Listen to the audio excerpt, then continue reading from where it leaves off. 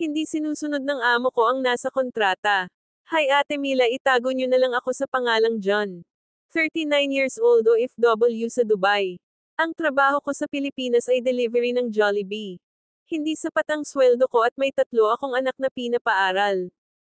2 high school at 1 elementary. Nangungupahan lang din kami ng bahay. Naisipan kong makipagsapalaran sa ibang bansa. Cleaner sa restaurant ang hiring sa agency na mabilis ang proseso. Kaya ni-grab ko na para makaalis ako agad.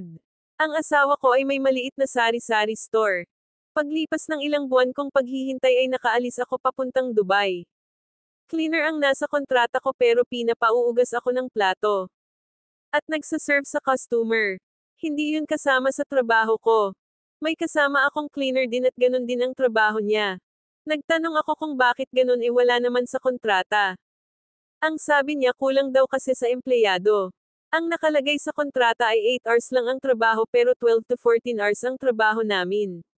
At dahil baguhan ako pakiramdam ko hindi ko kaya. Gusto ko umuwi sa Pilipinas. Pero sabi ng amo ko kailangan ko muna bayaran ang ginastos nila sa akin. Gusto ko magpatulong sa agency.